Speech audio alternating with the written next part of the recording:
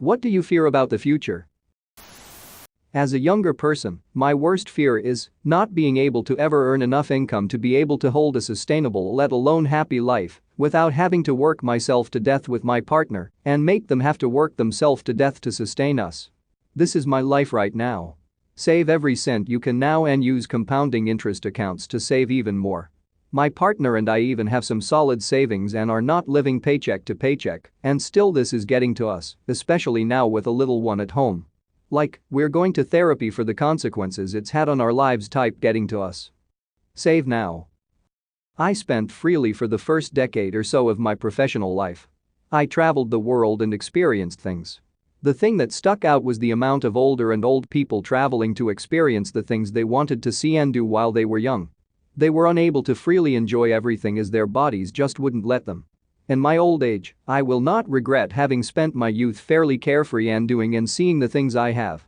There is a give and take to how we use our money and when. And as always, you can't take it with you when you die. There's the perennial truism. When you're young, you have the time and the ability, but not the money. When you're in middle age, you have the ability and the money, but not the time. And in old age, you have the time and the money, but not the ability. Except that not having the money may become the common denominator throughout life. I fear deepfakes getting more advanced. Maybe in the future video could no longer be used as evidence because you couldn't see the difference. Came here to post this one, the idea that we can no longer vet information effectively because information technology has made the production of believable false information trivial is kind of the only tool that authoritarians need to rule the world. It's terrifying when you think of it. We've already got a massive problem with media organizations using real video to manipulate viewers or just picking and choosing what to cover to fit the narrative they're pushing. Widespread easily created deepfakes might be a blessing in disguise. Once it's easy enough to do, maybe people will start to be more skeptical on balance. I'm with you on this one. People are fooled by a real video taken out of context or a video that ends too soon or starts too late. If everyone questions these from the beginning, the video will have less power. Off the top of my head, I remember a video from a baseball game where a ball was caught and the guy who caught it refused to give it to this kid. He got crucified by the media and most people. Turned out the guy had already given a baseball to this kid and the kid was greedy and wanted another one. But the damage was done. Alzheimer's. I've seen personally how devastating it is for everyone, and I fear it happening to me. My grandma was diagnosed 3 years ago.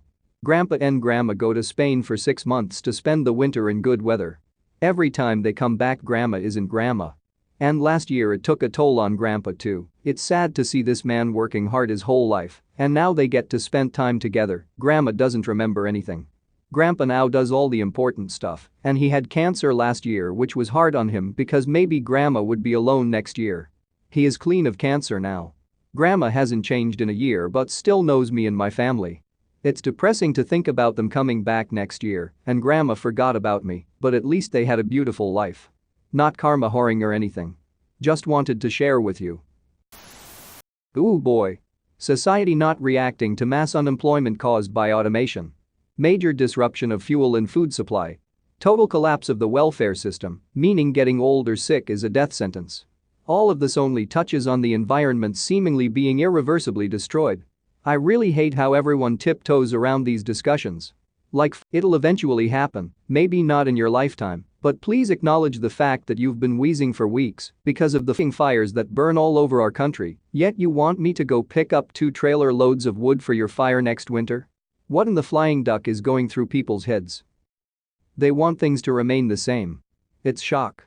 Everyone thinks that consequences are things that happen to other people. Dying alone.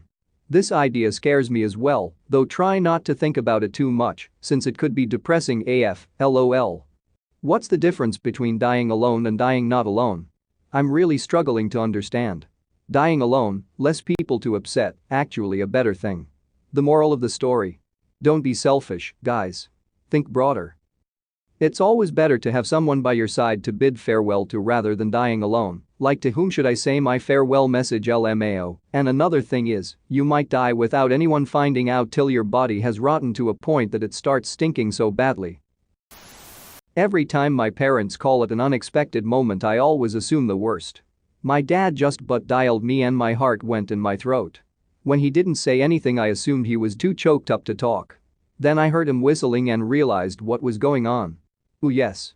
My mom went to the doctor a few weeks and then, immediately after, showed up unexpectedly at my work and texted me something like, "I'm outside and have news."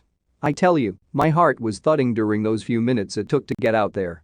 It turned out to be something innocuous, but you never know.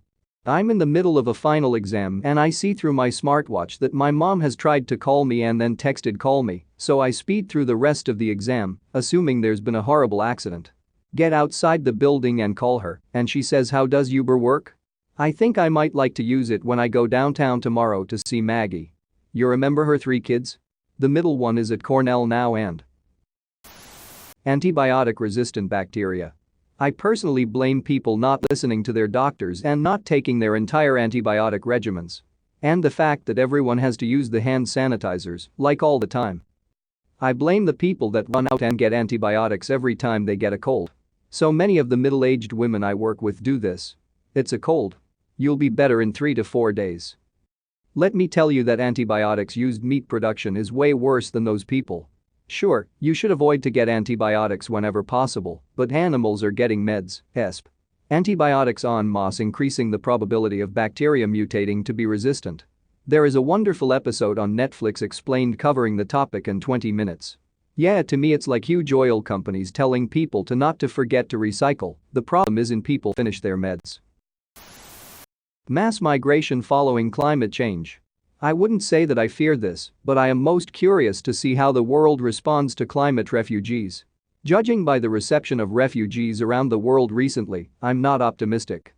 I'm expecting the borders of Europe to become heavily fortified. There will be a lot of climate refugee camps outside and a lot of dead bodies. Yeah, the Syrian refugee situation was just a fraction of what climate migration will look like. Once you've got orders of magnitude more people trying to enter your country, the idea of open borders is gonna go out the window. So just back to normal for Europe then, stamping out this whole progressive phase. Big tech companies seeking out areas in which national governments are failing and then providing parallel alternative services which may well be better than those provided by governments, but are also entirely under the control of billionaires and not the public through traditional democratic processes. For example, Facebook's Libra cryptocurrency and SpaceX. The former may be much scarier than the latter, true, but yeah, you get my point. Workers at big tech companies deserve big multinational unions.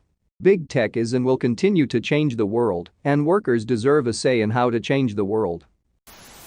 I'm atheist, and I'm terrified of death. I'm 46 and the years are flying by. I remember my parents said it would happen. Not looking forward to the void and very much appreciating every moment here. Being dead seems not to be a problem. Consider it this way. Before you were born and conscious, you weren't there either, and it didn't bother you the least because you just weren't there. So it is really the dying and the thought of dying and being not around anymore that bothers you. Once it is done, it is no problem for you anymore. So, the solution is rather simple. Enjoy life while you still have it and don't bother about the time you are dead. By the way, I'm 56 and I couldn't care less. Getting a one-in-lifetime job opportunity that I can't refuse somewhere outside of my country and losing the love of my life for going away while he has to stay to follow his dream as well. Very specific. Media monopolies. I think we know where this is going. Hail the mouse. This is extremely dangerous to our democracy. The fact that we are losing land, temperatures are rising, and animals are going extinct all because of one species on Earth. But seriously, Michigan is slowly drowning. Kiribati will drown first. Their government has been trying to purchase higher land for a couple of years now so they can relocate their country and people somewhere safe.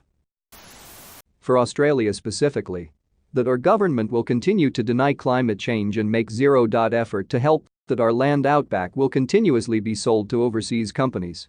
All companies will be outsourced, not Australian. Our country will continue to waste away, farming will become non-existent. Our government will privatize healthcare and studying. My personal fears. That I will lose my partner. That I won't enjoy my career path or fail at it. That I'll never get to fulfill my dream because my partner won't want it and I'll have to make a choice or it won't be possible. Being fired without rhyme or reason, gotta love it, Will states, and not being able to provide for my 4-year-old and my baby-to-be, in my belly.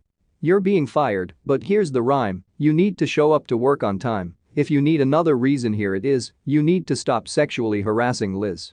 Haha. Will I ever get a job to be able to afford having a family? Uncontrollable increase of population, shortage of water and other things crucial to our everyday lives. The moments when my parents will pass away. Don't worry too much about overpopulation. It's set to cap out at around 11 billion people because people in developed nations are having less children. Most population growth is set to happen in Africa, and as they start developing, they're expected to start having less children too.